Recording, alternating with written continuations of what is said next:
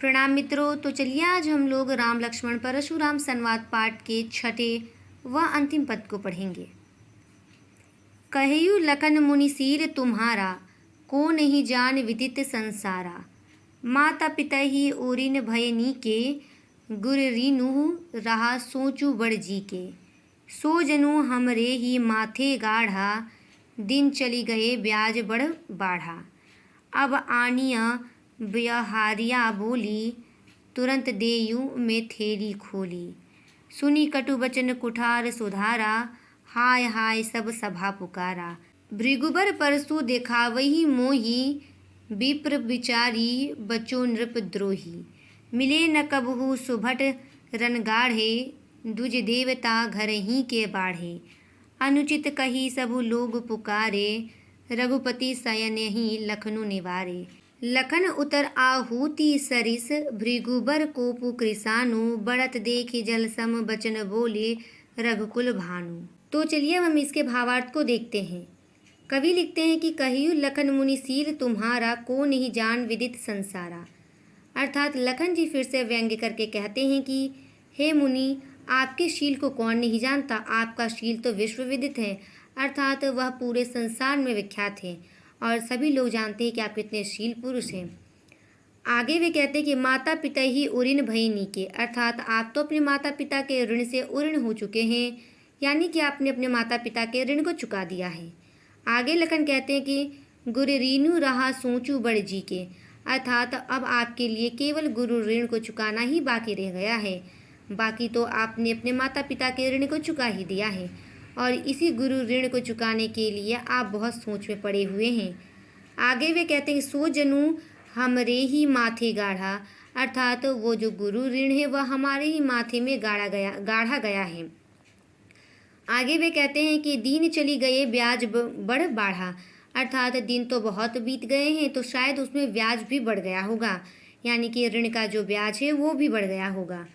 अब आनिए व्यहरिया बोली, तुरंत देयु में थैली खोली, अर्थात लखन जी कहते हैं कि ठीक है, तो किसी हिसाब किताब करने वाले को बुला लीजिए और जितना भी ब्याज बढ़ा हो वो सारी बातें मुझे बता दीजिए, ताकि मैं अपनी थैली खोल करके आपके ऋण को चुकता कर सकूं और मैं आपके ऋण की सारी राशि चुका दूंगा, जिससे आप अपने ऋण से मुक्त हो सकेंगे।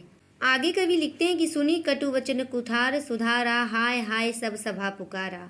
अर्थात परशुराम जी लखन के इस कटु वचनों को सुनने के पश्चात अपने फरसे को सुधार लेते हैं और यह देख करके पूरी सभा हाय हाय पुकारने लगती है, क्योंकि अब सभी को पता चलने लगा है कि परशुराम जी अत्यधिक क्रोधित हो गए हैं और उन्होंने अपने फरसे को सुधार लिया है, यानी कि अब लक्ष्मण का वध निसंदेह हो जाएगा। आगे लखन कहते हैं कि भृगुबर परसु देखावही मोही, विप्र विचारी बचो नृपद्रोही। अर्थात हे भृगु श्रेष्ठ, आप फिर से मुझे फरसा दिखा रहे हैं, पर हे राजाओं के शत्रु, मैं ब्राह्मण समझकर आपको बचा रहा हूँ, यानी कि आपको केवल ब्राह्मण जानकर ही मैं आप पे प्रहार नहीं कर रहा हूँ या मैं आपसे युद्ध नहीं करना चाहता, क्योंकि ये हमारे कुल के विरुद्ध है। आगे लखन कहते हैं कि मिले न कबहू सुभट रन गाढ़े, दूजे देवता घर ही के बाढ़े।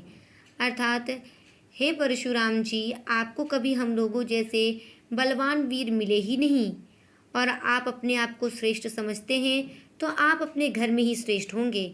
आप पूरे विश्व में श्रेष्ठ नहीं हो सकते या आप अपनी समानता किसी अन्य से नहीं कर सकते, क्योंकि यदि आप श्रेष्ठ हैं तो आप केवल अपने घर में श्रेष्ठ हैं। आगे कवि लिखते हैं कि अनुचित कही सबु लोग पुकारे। अर्थात जब लखन परशुराम जी से यह बात कहते हैं कि आप सर्वश्रेष्ठ होंगे परंतु अपने घर में, तो सभा में जितने भी लोग होते हैं सब लोग कहते हैं कि ये तो अनुचित बात है। तत्पश्चात कवि लिखते हैं कि रघुपति सै नहीं लखनु निवारे। अर्थात रघुपति यानी हमारे श्री रामचंद्र जी लखन को अपने नयन के इशारे से शांत करवा देते हैं। आगे कवि लिखते हैं कि लखन उत्तर आहूति सरेस, भृगुबर कोप कृसानु। अर्थात लखन के जो उत्तर है वह परशुराम जी के क्रोधाग्नि में घी का कार्य कर रहे हैं, इसीलिए रघुपति जी उन्हें रोक लेते हैं। बढ़त देखि जल सम बचन बोले, रघुकुल भानु। अर्थात जब श्री राम जी को पता चल जाता है कि बात बहुत बढ़ चुकी है और परशुराम जी अत्यधिक क्रोधित हो गए हैं, तो रघुकुल के भानु यानी कि रघुवंश के सूर्य अर्थात हमारे श्री रामचंद्र जी अपने मृदु वाणी से उसमें जल का कार्य करते हैं, अर्थात अपनी मृदु वाणी से वे परशुराम जी के क्रोध को शांत कर देते हैं।